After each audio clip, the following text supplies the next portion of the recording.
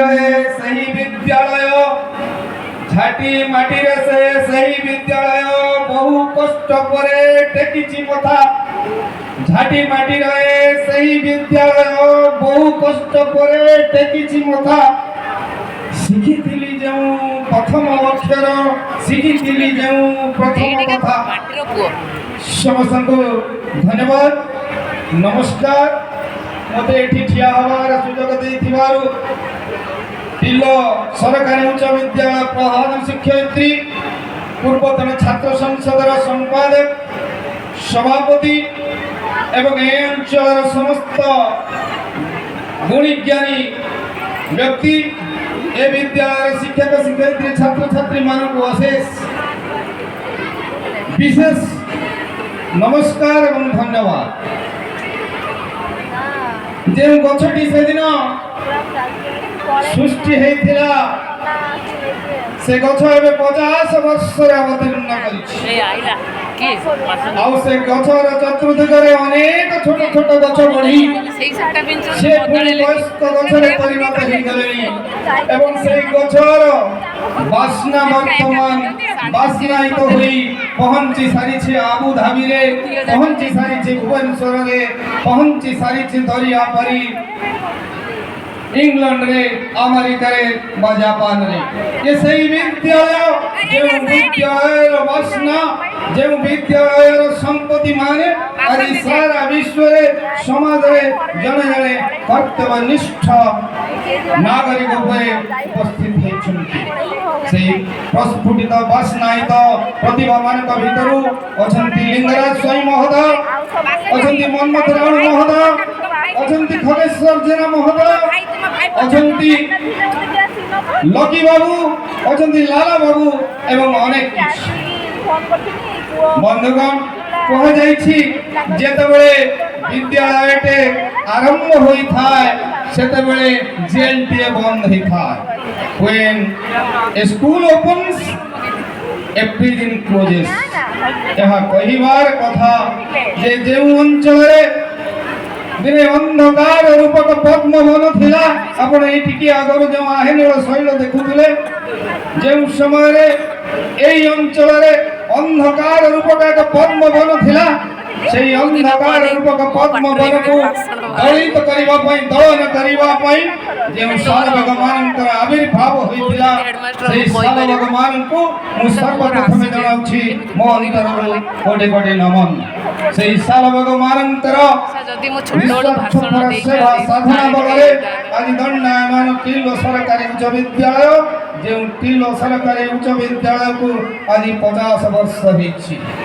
बंधुगण जेतेबेले मनुष्य को 50 वर्ष हुए सेतेबेले तार एक नूतन जीवन आरंभ होई थाए सेतेबेले को तार पिला बेला चली जाई थाए तार कैशोर चली जाई थाए तार यौवन अतिबाहित होई जाई थाए से एक सुंदर सर्जनशील समय वास करथाए 50 वर्षर जने नागरिक समाजर जने स्रष्टा होई थाए ता समाज को देखुथाए ता पड़ोसी को देखुथाए ता साथी को देखुथाए समस्त को देखुथाए तेणु आज सुवर्ण जयंती उत्सव रे मोर हृदय आपण मानक समस्त हृदय निश्चित भाव में आनंद रे कुतुकुत हेउथबो आनंद रे उत्पलित हेउथबो जे आनंद को आप माने प्रकाश करिबा पई आज एते बड़ महोत्सव व्हाट्सएप कर सुबु नै बंधुगण विद्यालय व्हाट्सएप कर किछि सुबु नै होतो पाठ पढिबा पई सर्टिफिकेट हासिल करिबा पई हमको सुयोग देई थाए किंतु जीवन रे जो विशाल सार्थकता थाए विशाल गति थाए विशाल व्यक्ति थाए विशाल दीप्ति थाए ताहा हमको विद्यालय ठारू आहुरी किछि विद्यालय बाहर थाए जा हमको शिक्षा देई थाए से विद्यालय बाहर थिबा जीवन से विद्यालय बाहर थिबा अनुभूति से विद्यालय बाहर थिबा अपना पाठ आमर गुरु होई थांती आमर जीवन को आहुरी उन्नत करी थांती एई परिप्रेक्षी रे आपण माने को गोटे छोटिया गप कहूछि पिला माने खूब ध्यान सहित एक मन रखिबो आपण मान समस्त को अनुरोध रखुछि एई छोटिया गपटी को आपण माने मन रखिबे ସେଇଠୁ ଜାଣିପାରିବେ ଜୀବନ ବିଦ୍ୟାଳୟର ରୂପରଙ୍ଗ କେତେ ବିସ୍ତୀର୍ଣ୍ଣ, କେତେ ବର୍ଣ୍ଣିଳ, କେତେ ଉପାଦେୟ, କେତେ ଅନୁଭୂତି ସମ୍ପନ୍ନ, କେତେ ବ୍ୟାପ୍ତ, କେତେ ଦୀପ୍ତ। ସାଗର କୂଳରେ ଗୋଟେ ସାରସ ପରିବାର ରହୁଥିଲେ। ସେଇ ସାରସ ପରିବାରରେ କେତେ ଜଣ ଛୋଟ ଛୋଟ ସାରସ ଶିଶୁ ଥିଲେ। ବହୁତ ଉପାଦେୟ ଗଳ୍ପ ବନ୍ଧୁଗଣ ଏଇଟା। ସେଇ ସାରସ ପରିବାରର 4-5ଟି ଶିଶୁମାନଙ୍କ ଭିତରୁ ସବୁ ଶିଶୁ ଥିଲେ ଚଳଚଞ୍ଚଳ, ସବୁ ଶିଶୁ ଥିଲେ ଆକ୍ରମଣାତ୍ମକ, ସବୁ ଶିଶୁ ନିଜ ସ୍ୱାର୍ଥ ପାଇଁ ଖୁମ୍ପି ଖାମ୍ପି ମଣିଷକୁ ଖଣ୍ଡିଆ ଖାବରା କରୁଥିଲେ। ଖୁମ୍ପି ଖାମ୍ପି ଅନ୍ୟ ପକ୍ଷୀକୁ ଖଣ୍ଡିଆ ଖାବରା କରି ସେମାନଙ୍କର କ୍ଷୁଧା ପୂରଣ କରୁଥିଲେ, ଖାଦ୍ୟ ସଂଗ୍ରହ କରୁଥିଲେ। କିନ୍ତୁ ତାରି ଭିତରେ ଗୋଟିଏ ପକ୍ଷୀ ଆଗ ସେ କଥା କରିପାରୁନଥିଲା। ସେଇ ଛୋଟିଆ ପକ୍ଷୀଟି କାଳକ୍ରମେ ସେ ପରିବାରରେ ଏକ ଅନାବଶ୍ୟକ ଶାବକଟିଏ ହେଇଯାଇଥିଲା। ବାପୁ ମାଙ୍କର ଚିନ୍ତା ଥିଲା, ଭାଇ ଭଉଣୀଙ୍କର ଚିନ୍ତା ଥିଲା। ସମସ୍ତେ ତାକୁ କହୁଥିଲେ ଏଇଟା ଅଦରକାରୀ, ଅଗାଳ କୁଷ୍ମାଣ୍ଡ, ବ୍ଲାକ୍ ଶିପ୍, ଏବଂ ସର୍ବଶେଷରେ ତାକୁ ମାରିଦେବା ପାଇଁ ମଧ୍ୟ ବହୁ ଚେଷ୍ଟା କରୁଥିଲେ। ବନ୍ଧୁଗଣ, ସମୟ ବଦଳି ଯାଏ। ବିଦ୍ୟାଳୟ ପରିବେଶ ଭିତରୁ ଆମେ ସାର୍ଟିଫିକେଟ ସଂଗ୍ରହ କରି ଚାକିରି ଜୀବନରେ ଯୋଗ ଦିଅନ୍ତି, ନିଜର ସ୍ୱାର୍ଥକୁ ସାଧନ କରନ୍ତି, ଘର ଦ୍ୱାର କରନ୍ତି, ସମସ୍ତେ ଯାହା କରନ୍ତି ଆମେ ସମସ୍ତେ ସେଇଆ କରନ୍ତି। କିନ୍ତୁ ସମସ୍ତେ ଯାହା କରନ୍ତି କିଛି କିଛି ଲୋକ ସେଇଆ କରନ୍ତି ନାହିଁ। ଯାହା 50 ବର୍ଷ ପୂର୍ବେ ଏ ଅଞ୍ଚଳର କିଛି ଲୋକମାନେ ସେଇ ହିଁ କରିଥିଲେ। ଶିଶୁଟି ସେଇଆ କଲା। ଧୀରେ ଧୀରେ ଶିଶୁଟି ବଢିଲା ଏବଂ ତା ଭିତରେ ଗୋଟେ ପ୍ରଚଣ୍ଡ ସ୍ୱାଭିମାନ ଅତି ସୁପ୍ତ ବ୍ୟାପ୍ତ ଗୁପ୍ତ ଭାବରେ ବଢିଲା ଏବଂ ସମସ୍ତ ଶିଶୁମାନଙ୍କ ଠାରୁ ସେ ଶିଶୁ ସମ୍ପୂର୍ଣ୍ଣ ଅଲଗା ହେଲା। ଧୀରେ ଧୀରେ ସେ ଶିଶୁ ସାଗର କୂଳରେ ଉଡ଼ିବାକୁ ଲାଗିଲା।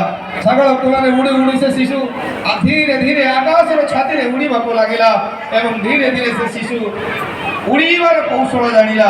ଯେତେବେଳେ ଅନ୍ୟ ପକ୍ଷୀମାନେ, ତାର ଭାଇ ଭଉଣୀମାନେ ଆକ୍ରମଣ କରି ଖାଦ୍ୟ ସଂଗ୍ରହ କରୁଥିଲେ, ଅନ୍ୟ ପକ୍ଷୀକୁ ରକ୍ତାକ୍ତ କରି ଖାଦ୍ୟ ସଂଗ୍ରହ କରୁଥିଲେ, ସେତେବେଳେ ଏହି ଶାବକଟି, ଏହି ଶିଶୁଟି ଏକ ଭିନ୍ନ ନିଆରା ଜୀବନଯାପନ କଲା। ଇଏ ସେମିତି କିଛି କାହାକୁ କଲାନି। ଇଏ ପ୍ରଥମେ ଉଡ଼ିବାର କୌଶଳ ଶିଖିଲା। ପିଲାମାନେ ସମସ୍ତେ ବିଦ୍ୟାଳୟରୁ ବାହାରି ଗଲା ପରେ ଯେ ଜୀବନର ଉଡ଼ିବାର କୌଶଳ ସଂଗ୍ରହ କରନ୍ତି, ଆରୋହଣ କରନ୍ତି, ତାହା ହିଁ ଭାରି ଗୁରୁତ୍ୱପୂର୍ଣ୍ଣ।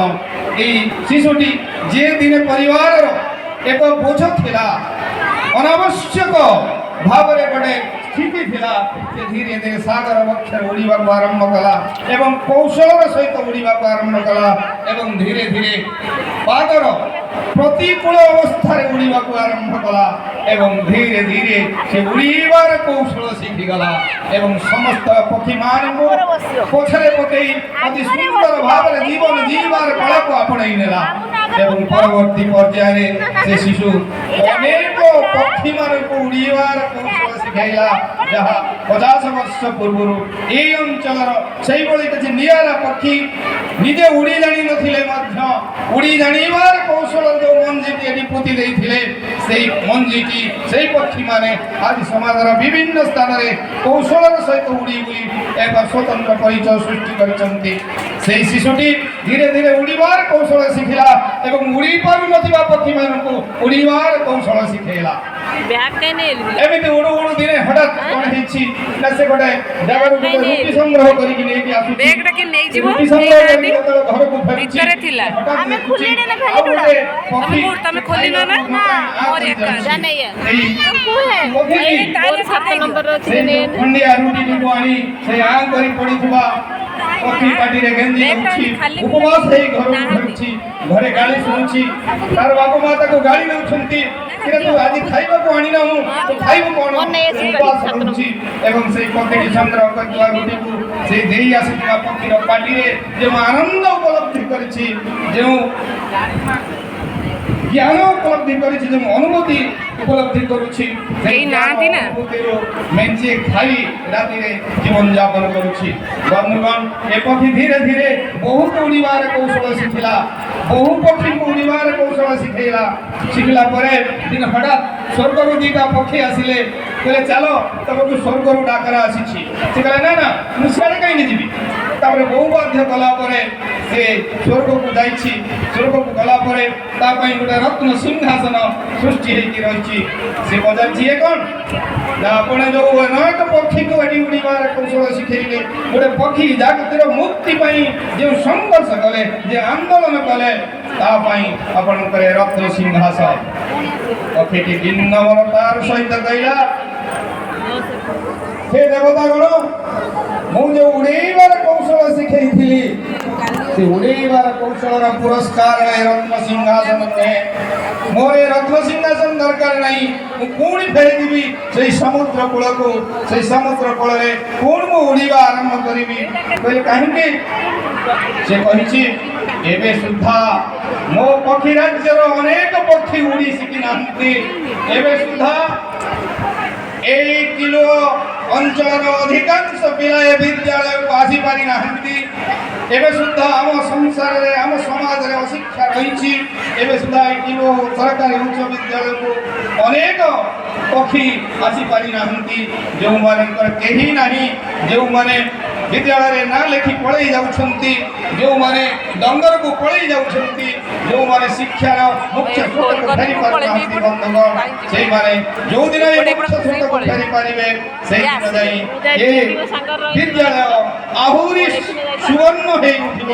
ତେଣୁ ଏ ପକ୍ଷୀ ଫେରି ଆସିଛି ସ୍ୱର୍ଗରୁ, ଆସି ପୁଣି କ'ଣ କରିଛି, ଉଡ଼ି ପାରିନଥିବା ଯେଉଁ ପକ୍ଷୀ ଜଗତର ଆଉ କିଛି ପକ୍ଷୀଙ୍କୁ ଉଡ଼େଇବା ଶିଖେଇଛି। ବନ୍ଧୁଗଣ ଏହା ହିଁ ଜୀବନ, ଏହା ହିଁ ଅନୁଭୂତି, ଏହା ହିଁ ବିଦ୍ୟାଳୟ ବାହାରେ ବଞ୍ଚିବାର ଯାହା ଜୀବନ ଜୀବାକୁ ଆମକୁ ଶିଖାଏ, ଯାହା ଉନ୍ନତ ଚେତନାରେ ବଞ୍ଚିବାକୁ ଆମକୁ ଶିଖାଏ।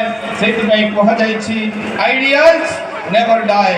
ଏବଂ ଯେଉଁ ଆଇଡିଆକୁ ନେଇ ଏ ଅଞ୍ଚଳର ଲୋକମାନେ ବିଦ୍ୟାଳୟ ଗଠନ କରିଥିଲେ, ସେ ସ୍ପିରିଟ୍, ସେ ଆଇଡିଆ ଅଦ୍ୟାବଧି ବଞ୍ଚି ଚାଲିଛି। ଆମକୁ ଆହୁରି ଆଗକୁ ଯିବାକୁ ହେବ। Mindset to go beforely. ବନ୍ଧୁଗଣ ଏହି ପରିପ୍ରେକ୍ଷୀରେ, ଏହି ବିଦ୍ୟାଳୟ ପରିପ୍ରେକ୍ଷୀରେ ମୁଁ ଆଉ ଦୁଇଟି କଥା କହିବି। ଏଠି ଅନେକ ଶିକ୍ଷକ ଅଛନ୍ତି, ଶିକ୍ଷୟିତ୍ରୀ ଅଛନ୍ତି, ଆପଣମାନେ ଏବଂ ବହୁତ ଅଭିଭାବକ ଅଛନ୍ତି, ଗୁରୁତ୍ୱପୂର୍ଣ୍ଣ ଭାବରେ ଏକୁ ଚିନ୍ତା କରିବେ।